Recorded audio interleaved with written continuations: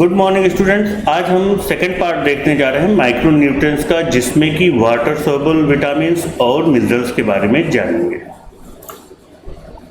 तो पहले देख लेते हैं वाटर सोल्युबल विटामिन्स कौन कौन से हैं।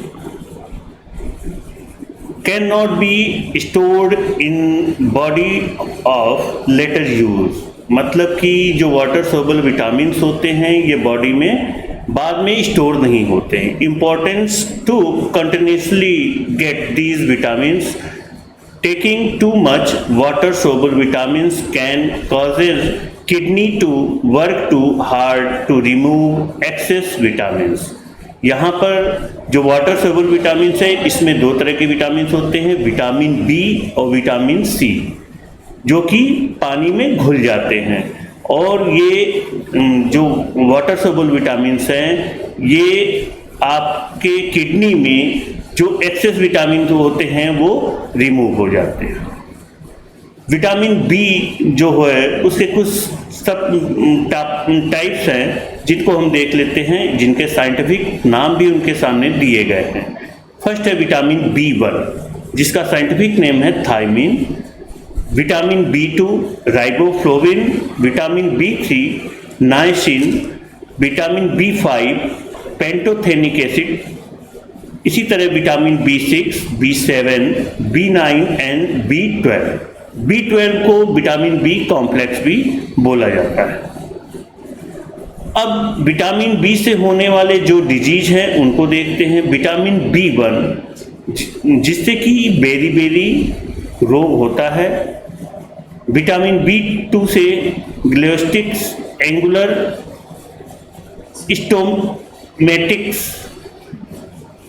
विटामिन B3 से पेलेग्रा, विटामिन B5 से पेरेस्थेनिसिया, विटामिन B6 से एनीमिया, और यहीं पे देखेंगे विटामिन B-C से स्कर्वी रोग होता है। अब देखते हैं विटामिन सी से जो डिफिशियंसी होती है उनके बारे में। विटामिन सी से जो सबसे बड़ी डिफिशियंसी या डिजीज है वो है स्कर्वी। इसके अलावा जो विटामिन B-C की कमी से होता है weight lose, slow healing of wound and fractured bone, मतलब कि विटामिन सी की कमी से जो फ्रैक्चर बोन हैं उनकी हीलिंग बहुत ही स्लो होती है। विटामिन सी की कमी से फटीग और जॉइंट पेन भी होते हैं। विटामिन सी की कमी से स्किन रेसेस, और लास्ट में विटामिन सी की कमी से एनीमिया भी हो सकता है। अब देखते हैं विटामिन सी के जो सोर्स क्या क्या हैं। ज़्यादातर ये माना जाता है जो कि खट्टे पदार्थ होते हैं, या वेजिटेबल्स में ले लें या फ्रूट्स में ले लें, उसमें विटामिन सी ज़्यादा मात्रा में पाया जाता है। सबसे पहले amla, guava, lime, lemon, green leaf vegetables, milk and animal products like liver and fish, इनसे विटामिन सी प्राप्त होता है। अब इसके बाद देखते हैं minerals. A minerals is a naturally occurring inorganic solid with a specific chemical composition and a definite definite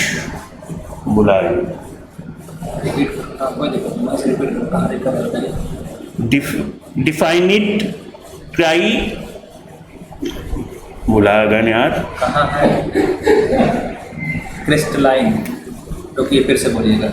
minerals characteristics फिर से बोलिए। अब देखते हैं mineral characteristics. A mineral is a naturally occurring inorganic solid with a specific chemical composition and a definite crystalline structure. Naturally occurring means they are formed by natural process. All minerals are inorganic means that they are not alive and never were alive during any part of their existence. अब यहाँ पे minerals को दो part में divide किया गया है। एक होता है मेजर मिनरल्स जो हमारी बॉडी को कुछ ज़्यादा अमाउंट में चाहिए, और दूसरा है माइनर मिनरल्स, जो कि हमारी बॉडी को बहुत ही कम अमाउंट में चाहिए होता है। तो मेजर मिनरल्स में जो कि 100 mg से ज़्यादा, यानी कि 100 मिलीग्राम से जो ज़्यादा हमारे लिए मिनरल्स की ज़रूरत होती है पर डे, उसमें calcium, phosphorus, sodium, potassium and magnesium. और जबकि इसको देखें अगर माइक्रो मिनरल्स में जो है iron, iodine, zinc, copper, cobalt, chromium, इस तरह के जो प्रोडक्ट होते हैं वो माइक्रो मिनरल्स में पाए जाते हैं। अब यहाँ पे देखते हैं मिनरल्स, जो हमारे मेजर मिनरल्स हैं उनके फंक्शन और सोर्सेज के बारे में। फर्स्ट देखते हैं कैल्शियम। इसका फर्स्ट है function needed for forming bone and teeth, help nervous and muscles function. इसके सोर्स जो हैं मिल्क, चीज, इस तरह के जो सोर्स हैं उसमें की कैल्शियम की मात्रा पाई जाती है। सेकंड है मैग्नीशियम। इसका जो फंक्शन है needed for forming bone and teeth, needed for normal nerve and muscles function. Same procedure है कैल्शियम का, और इसको जो सोर्सेज हैं वो है नट्स, वेजिटेबल्स, चीज़, इस तरह के जो प्रोडक्ट होते हैं उसमें मैग्नीशियम पाया जाता है। इसी तरह में आते हैं माइक्रो मिनरल्स में, जैसे कि आयरन। इसका फंक्शन है help red blood cells deliver oxygen to body tissues, जो कि हमारे बॉडी के अंदर जो रेड ब्लड सेल्स हैं उनको फॉर्म करने के लिए आयरन बहुत ज़रूरी होता है। ये fish, liver, soybeans, flours, eggs, beans, इनमें ज़्यादा पाया जाता है। इसी तरह देखते हैं सेकेंड माइक्रो मिनरल्स कॉपर, जो कि हेल्प करता है सेल को डैमेज होने से बचाने में, और दूसरा है इसका बोन और रेड ब्लड सेल्स को इंक्रीज करने में। अब देखते हैं function of minerals. Micronutrients perform structural and catalytic role including activation of enzymes and hormones. Second है इसमें they also regulate metabolic process and participate in antioxidant enzyme system. Third है इसमें body need a small but continuous intake of minerals to maintain its structure and function. And last इसका function है if metabolic needs of these salts are not met, deficiency occur causing symptoms which vary with the minerals elements involved. अब इन दोनों topic से related कुछ homework हमने तैयार किया है।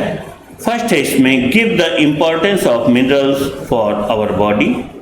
सेकेंड क्वेश्चन है give the importance of vitamin B and vitamin C in our body. Third है इसमें explain the function of minerals. Thank you very much.